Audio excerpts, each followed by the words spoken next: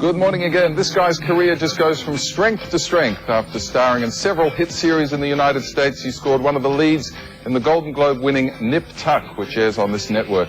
Now he's playing a supervillain in the big screen adaptation of Fantastic Four. And he joins us in the studio this morning. Julian McMahon, welcome home. Absolute pleasure. Good to see you. Nice to see you. How often do you get home? You know, unfortunately, not as often as I like. And I think that has something to do with the schedule that I've had over the last 4 or 5 years, and also having a little girl. There you go. Yes, there you do go. How long have you been living in the States now? I moved over there initially probably about, and I know this might sound like I'm getting old, but I'm not, because I was probably about 3 when I moved. You sound like you've been there all your life. What's that? You sound like you've been there. I know, I do. Well, I've been there. I moved there probably about 20 years ago originally, and then in the midst of that time, I came back here. I did Home and Away and a couple of other things. But then as an actor, I've been back there probably about 12 to 14 years, so it's been quite a while. And every role that I play is an American. Every time I go for an audition or something like that, it's always an American, so that's why the whole American accent is taken. Although, I did have a very strong Australian accent last night. Yes, you did. Yes, because I had a couple of beers. There you go, that'll do it. All my mates. A couple of VBs. Family members and all that kind of stuff, and I tell you that will kick the Aussie accent very quickly. Well, son of an Australian Prime Minister, you've got to kick into that Australian accent. You do, every now and then. It seems that it worked easily for you in the States. Another World, and then Profiler, and the Charmed. I mean, the roles seem to come thick and fast. Was it easy to crack it in the States? No, it wasn't easy. I mean, I don't think it's ever easy. You know, the business just doesn't work that way. You just have to keep plugging away.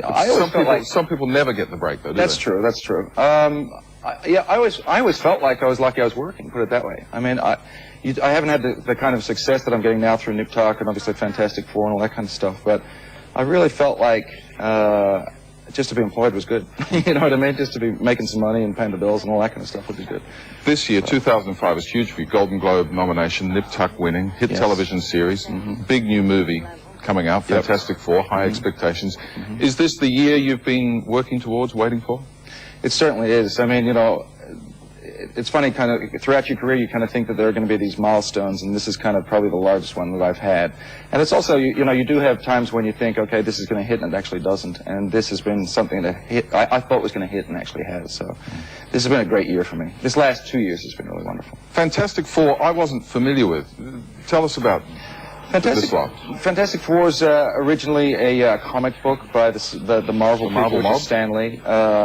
They have other things like Spider-Man, X-Men, all that kind of stuff. And it's actually the original Marvel comic. It came out in 1962.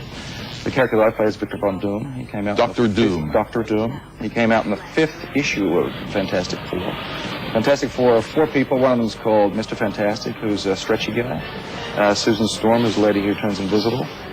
Chris Evans, who's the guy who can fly and get on fire. In fact, he's seeing some wonderful footage. That's him right there. Yeah. And then Ben Grimm, who's the strong guy. The Thing. All useful the guy skills. who's made of rock. Yes. And I play the bad guy who's shooting at him right now and whatever. Yes, I play Dr. Doom. You play a good bad guy. Thank you very much. Must be fun slipping into that kind of role. You know, it definitely is. I mean, firstly, it's fun just because of the whole comic aspect of things. Although, I got to tell you, you do have to be careful in that kind of genre because there is a tendency to become Dr. Evil for a second there. So you have to kind of, you know, you have to kind of weigh that line a little bit. Apologies to Mike Myers. No, trust me, I love those movies. The movie is out on July the 7th, not far away. And Nip Tuck continues to go from strength to strength on this network. Oh yeah, good.